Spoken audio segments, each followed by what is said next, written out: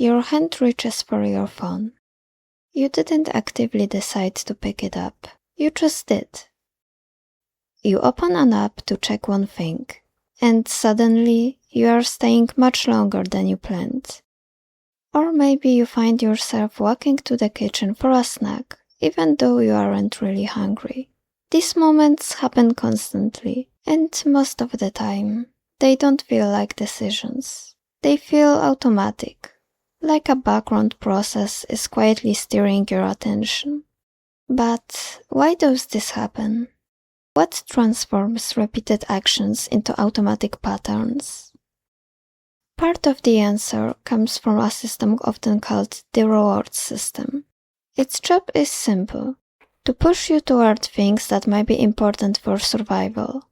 And one of the key signals involved in this system is dopamine. Dopamine is not really a pleasure chemical. It is more like a signal that something is worth paying attention to. What is interesting is that this system often activates before you get anything. It reacts to the possibility of a reward, not the reward itself. This is why the urge feels so sudden. You see your phone on the table, dopamine. A notification appears, dopamine. You walk past the kitchen and catch a glimpse of snacks, dopamine. The chemical surges the moment your brain spots a cue. It pushes you toward the behavior before you've even made a conscious decision. Because the spike comes from the possibility, not the actual reward. Even a disappointing result can keep the cycle going. This is how small automatic actions start to control your day. To understand why, let's go back thousands of years. Back then, resources were rare. Food was unpredictable and water was hard to find. Danger was everywhere, so your brain built a program. A simple one.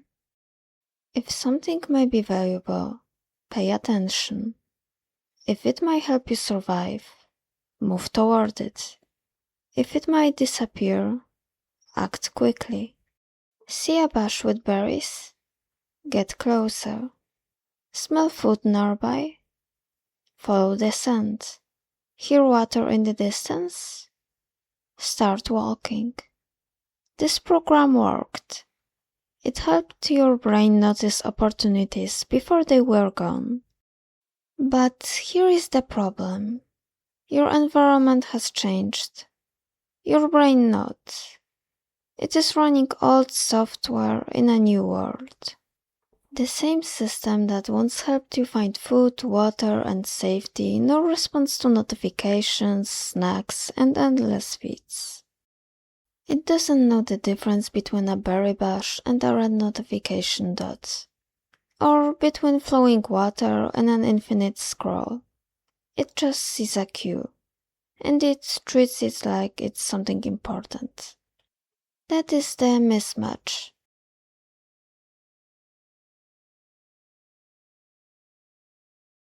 In 1953, two scientists ran an experiment that became famous. They placed a tiny electrode inside a rat's brain, right into this reward circuit. Then they put the rat in a box with a simple setup. Every time the rat pressed it, it got a tiny electrical pulse to that circuit. At first, it looked like normal curiosity. A tap here, a tap there. But very quickly the behavior shifted. The rat started pressing the lever hundreds of times an hour, then thousands. It was as if the brain had found a loop it couldn't escape. And here is the most important thing.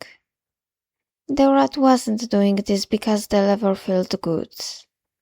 It was doing it because the brain was screaming, "Do it again, the reward is coming next." Even though next never arrived.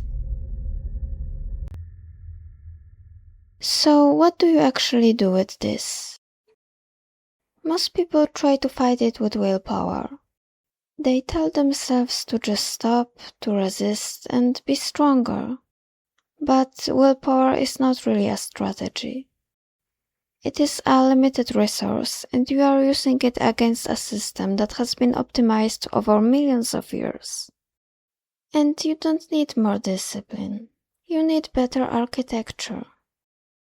The first step is simple. Add friction.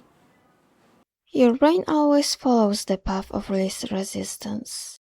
If your phone is right on your desk, you will pick it up. If snacks are visible on the corner, you will eat them. Not because you are weak, but because the cue is immediate. So you change the environment. You move the phone into another room. You put the snacks somewhere less accessible. You turn off non-essential notifications. You are not removing the desire, you are removing the trigger. And that creates something very important. A pause.